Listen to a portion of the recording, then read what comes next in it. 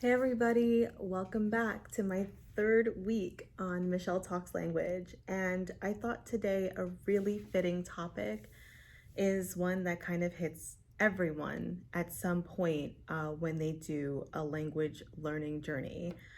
And that is, what do you do if it's been a while since you've last studied that language?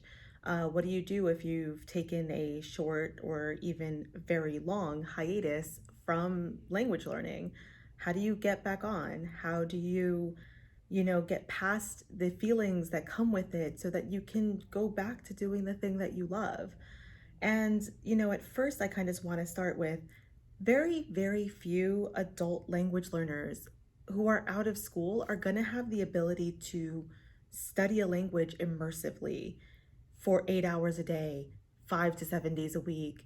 And so, for the majority of us, language learning is not a sprint, it is a marathon.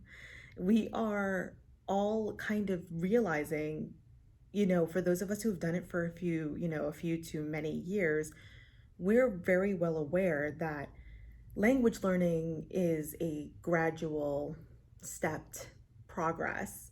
And it all compounds like compound interest on each other. But you're able to understand that, like, this is gradual and it takes a long time. The more difficult the language, and for those who aren't aware, languages are often, categorized into four categories based on difficulty, and that difficulty kind of determines how long it takes for a person to learn that language. Um, there's a lot of people who don't agree with, the summation, and that's fine. I'll post a link in the description that explains the categorization and has the tables for the four categories. And please also understand that these categories are based on people who are native English speakers.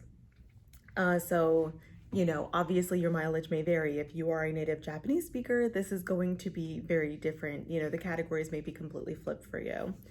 And so, I kind of want to sit there and say, like, start with the kind of obvious part. Well, why does a hiatus happen?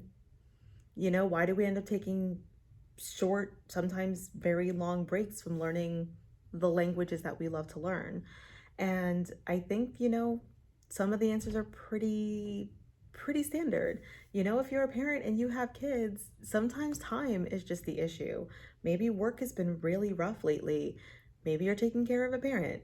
Oftentimes for many of us, it's about time. We don't have the time, or more accurately, the energy to spend on learning something that we're learning most often for fun or for at least our own enjoyment, whether it's so that you can speak to other people or whether it's to advance at work. It's extremely rare that a lot of people get the chance to learn a language specifically because somebody else is directly telling them to. Sometimes you do get lucky and a job is like, hey, we need you to learn this language and we need you to do this, and they'll pay for an instructor and all these things. But for most of us, we're doing this at home on our own time, early in the morning or late in the evening or after work or on our lunch breaks. And so hiatuses are common. Sometimes we're just exhausted. And sometimes those hiatuses get long. And I think that the really honest reason that a hiatus can go from being a week, a few days, a couple of weeks, and then that's stretching into months or even years is because the psychology. We're human, and we start to feel really bad if we make a promise to ourselves and then we break that promise. I think we feel even worse if we told people in our lives about these goals and then we give up on them. And so, we kind of feel shame and embarrassed and then guilty. And so, that sort of spirals.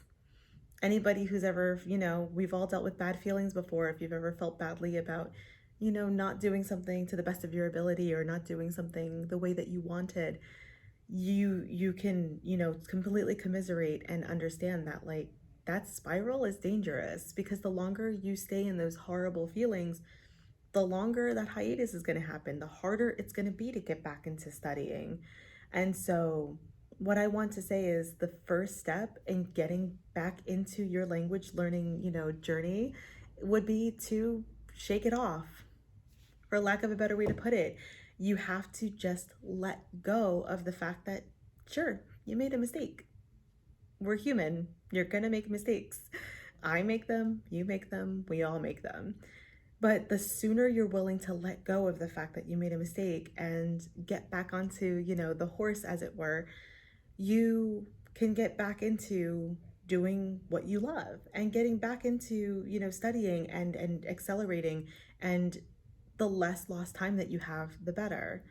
Um, so yeah, you have to really challenge your mindset. You have to challenge the mindset that, oh, I failed. You didn't fail. You took a break. Times get tough. Circumstances change, and even if you have all the time in the world, sometimes you just don't have the energy, and that's okay. But keeping yourself in that spiral, that's going to be the thing that ruins it for you. So please, I beg of you, if you're feeling like this, take a moment, step back, shake it off.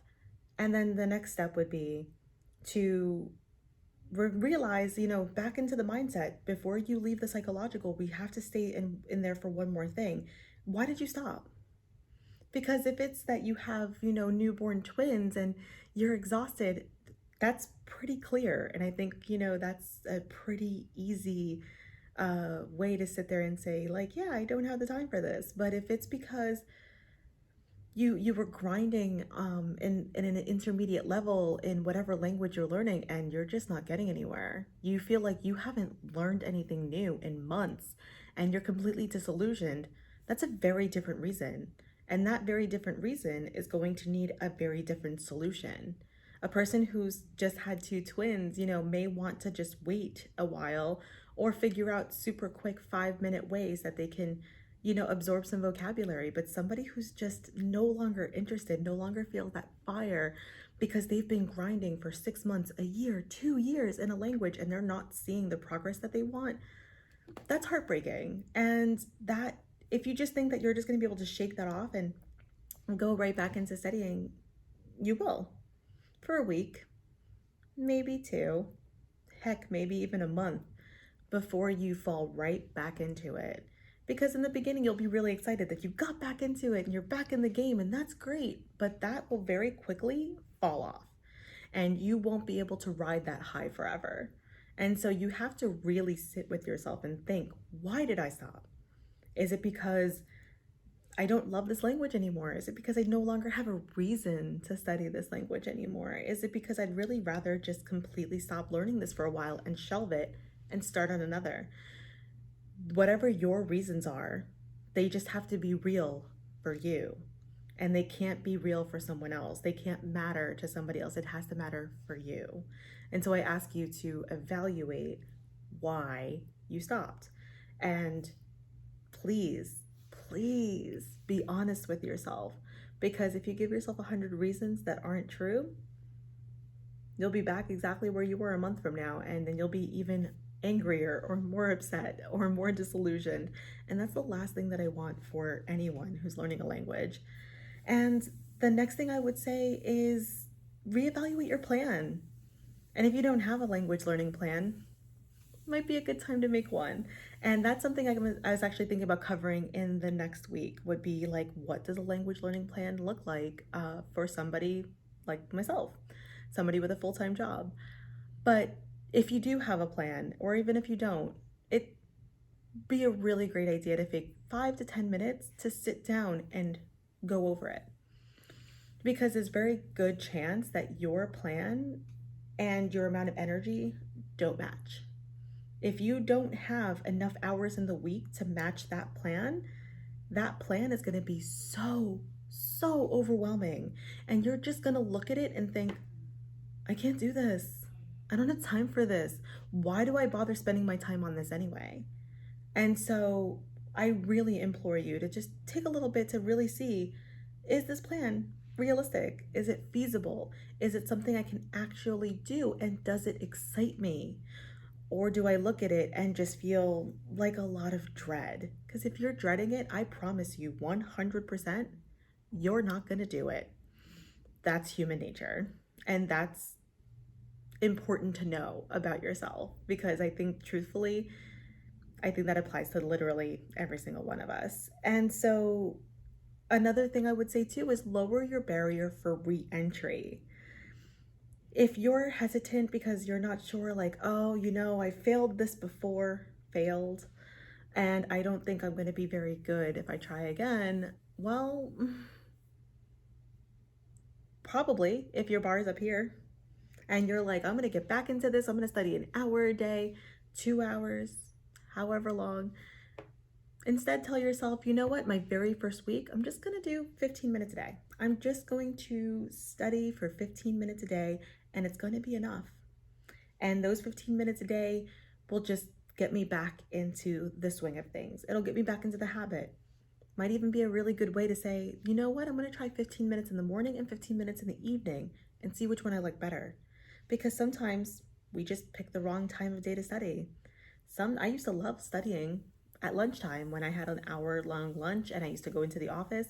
I would grab my food, I would go downstairs, I would find a secluded table, and I would just read, run my drills, listen to some dialogues, watch a movie in my target language, and it'd be great. I really love that because at lunch, especially while I'm eating, it's a great time for me to and it was also just a really great way for me to kind of get away from the work mindset for a little while and kind of recharge in something that I really loved. And so the last thing I would definitely say too is plan in advance. And I know planning is just so fun. And I don't mean whip out the weekly planner and sit there for 3 hours. I mean take 5 to 10 minutes. That's it. 5 to 10 minutes every week to look at your planner and say, what does my upcoming week rather, realistically look like? Because if you have 3 doctor's appointments, a seminar that takes 2 days, you have to bring your kids to soccer, you have to help set up for a birthday party, whatever the case is, if that's on your table and that's all non-negotiable and you've got to do it, studying hardcore that week probably isn't going to happen. So why set yourself up for failure? Instead, I highly suggest you, once again, lower the intensity. Let yourself be realistic about, where you are. Meet yourself where you are, not where you want to be. Because I guarantee you, you will do so much better and go so much further if you can keep the consistency up, even at a lower intensity, than if you stop, do 3 hours here, don't do anything for 4 days, come back and do an hour. I promise you, the consistency will be worth it. And so hopefully this has been helpful. And I hope that any of you out there who put down a language for whatever your reasons were and are feeling guilty about it, I really, really hope that sometime this week you pick it back up. I really hope that you sit there and you give yourself a little bit of a plan, and whether it's 5 minutes a day or an hour a day or 2 hours a day, whatever is good for you, I hope you get to do that, and I hope that you get to shake off that horrible feeling and get back into the thing that you really love. So this has been Michelle. I've been talking about language, as always. And I wanted to say thank you so much for joining me. I hope that this helps you, and I'll be back again next weekend. Take care.